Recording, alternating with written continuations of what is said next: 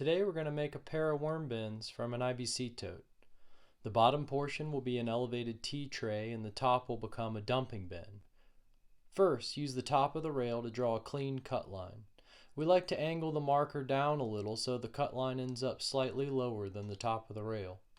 Use pliers to remove any metal tags.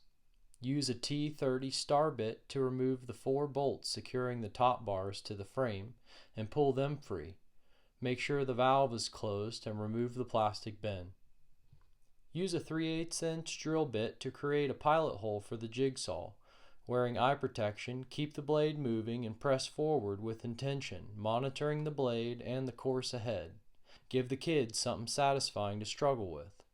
Remove the corner protectors and sand down the plastic edges. Using PPE, an angle grinder, and a thin cutting wheel, cut the frame columns just above the chosen top rail, finishing from the inside.